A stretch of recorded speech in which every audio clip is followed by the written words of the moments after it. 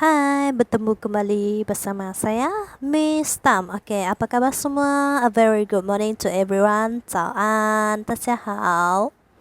Jadi saya harap anda semua dalam keadaan sehat, okay, supaya kita dapat belajar dan menimba ilmu yang baru pada hari ini. Okay, boleh? Seperti video-video sebelum ni, kita akan belajar beberapa perkara pada hari ini, perkara baru. Jadi stay tune, jangan pergi mana-mana.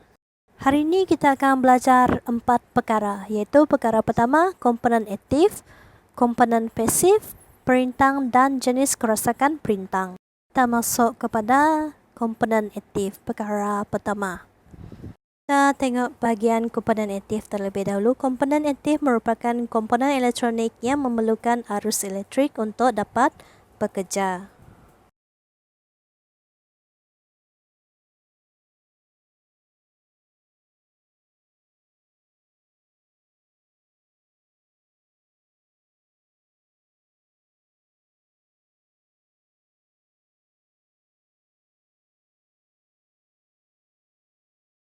Komponen aktif yang pertama iaitu transistor, boleh rujuk dia punya gambar di sebelah.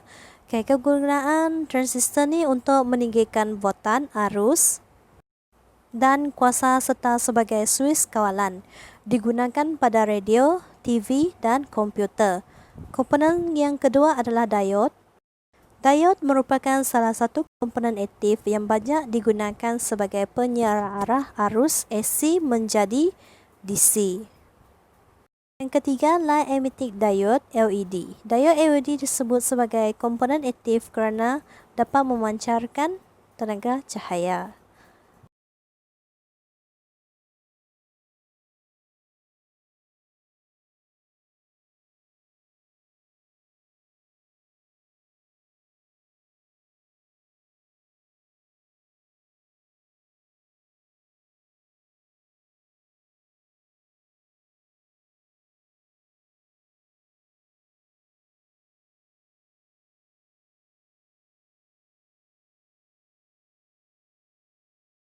Yang keempat, integrated circuit iaitu IC.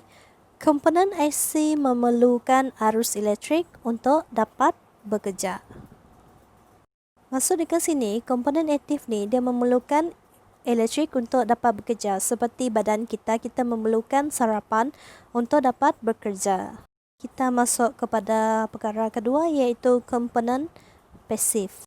Komponen pasif merupakan jenis komponen elektronik yang tidak memerlukan elektrik untuk dapat bekerja. Berikut merupakan jenis komponen dia.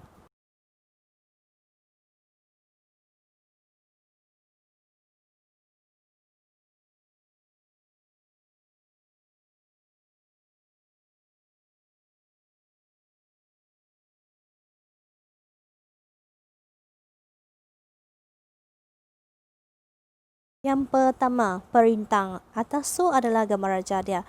Perintang ni digunakan untuk mengawal dan menghadkan arus dalam litar. Yang kedua, kapasitor. Fungsi umum dari kapasitor ialah menyimpan muatan elektrik.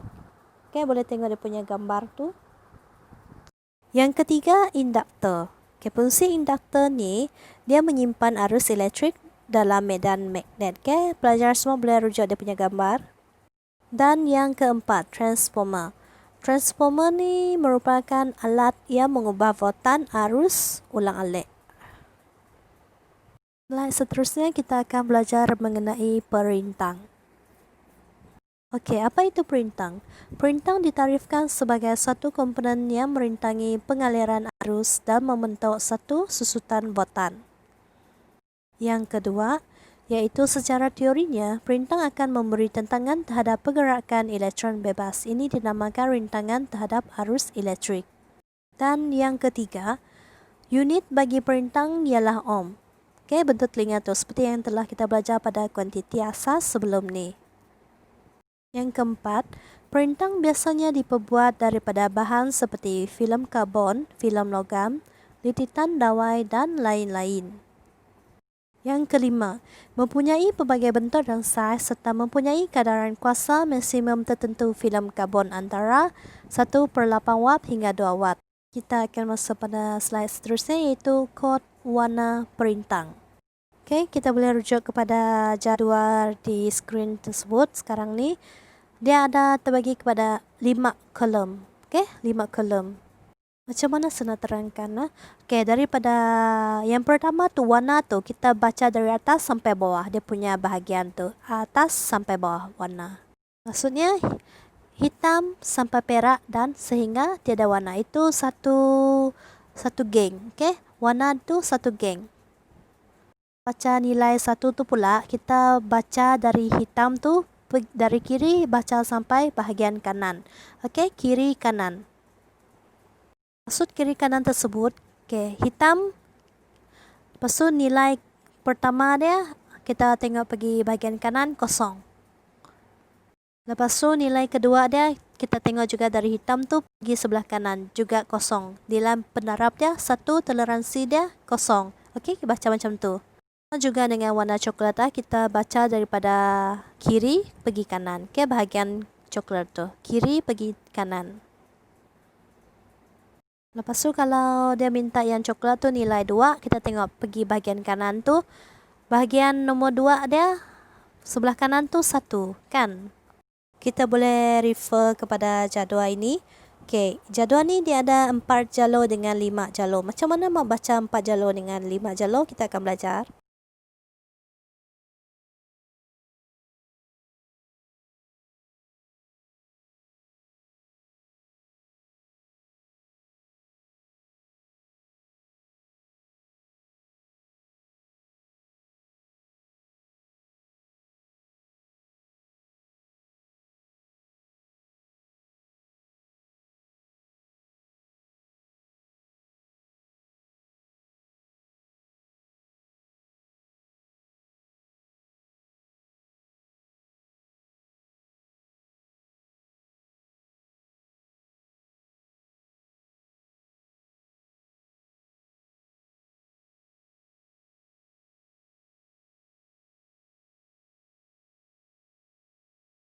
Untuk bahagian 4 jalur, kita boleh lihat di bahagian atas tu. 5 jalur kita lihat bahagian biru perintang tu di bahagian bawah tu. Bagi 4 jalur tu, jalur pertama dia adalah nilai, jalur kedua dia juga nilai, jalur ketiga adalah nilai darab. Bagi 5 jalur, nilai jalur 1, 2, 3 adalah nilai, jalur yang keempat adalah nilai pendarab. Untuk bahagian jalur nilai jalur tu kamu tidak perlu buat apa-apa. Kamu cuma tulis saja. Nilai 1 contoh dia 5, nilai 2 2. So 5 2. Kita rujuk kepada contoh soalan ini iaitu membaca kod warna perintang. Okey. Berikut merupakan contoh kita mau baca dia punya kod warna. Seperti yang saya beritahu tadi, digit pertama warna pertama. Okey, warna kedua adalah digit kedua. Warna ketiga adalah faktor pendarab. Manakala warna keempat adalah peratusan had terima iaitu toleransi. Kita kena kira bahagian tu. Yang depan tu tak payah kira. Kita tulis saja.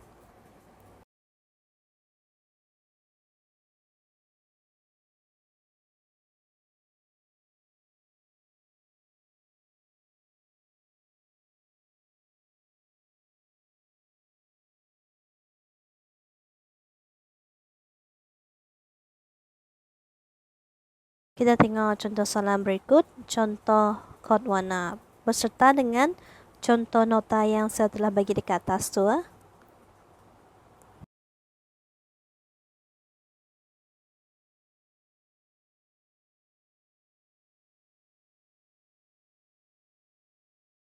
Kamu boleh refer pergi nota bahagian kod warna tu. Okey, kita tengok warna pertama adalah 5, warna kedua adalah 2, warna ketiga adalah faktor pendarab. Yang keempat, peratusan had terima iaitu emas 5%. Cara kira dia, warna pertama iaitu hijau ialah 5. Yang kedua adalah merah iaitu 2. So kita tinggal tulis 52. 52 untuk nilai 1 dan nilai jalur 2. Yang ketiga adalah nilai pendarab. Nilai pendarab dia adalah 1. Maksud dia 1 kosong. Jadi kita tinggal tulis saja. Faktor pendarab tu 520 ohm. Tambah plus minus 5%.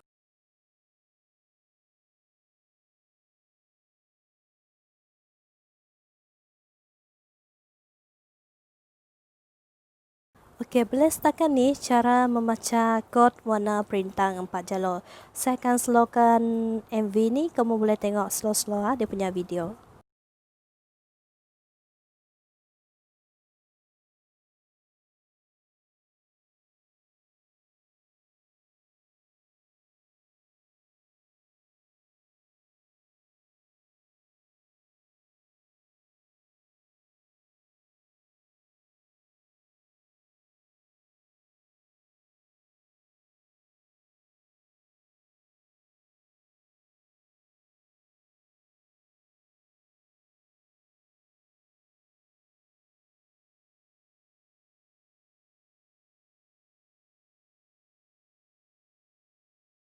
Slide seterusnya kita akan masuk kepada jenis-jenis kerosakan perintang. Okey.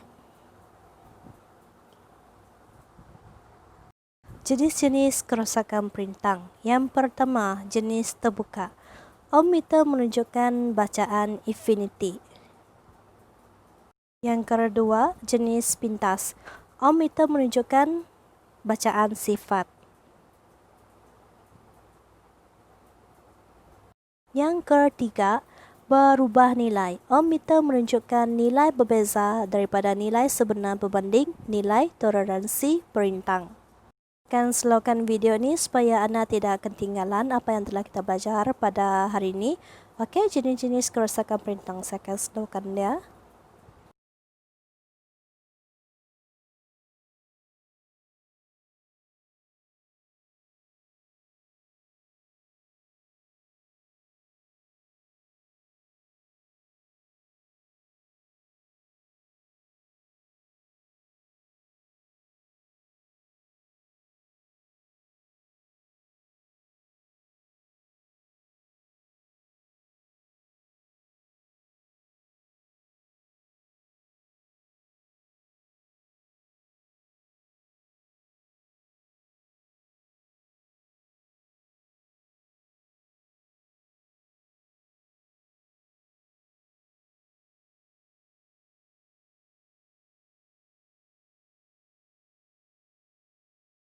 Sekian saja pembelajaran kita pada hari ini. Sehingga berjumpa lagi pada masa yang akan datang. Sekian, terima kasih dari saya, Miss Tan. Bye.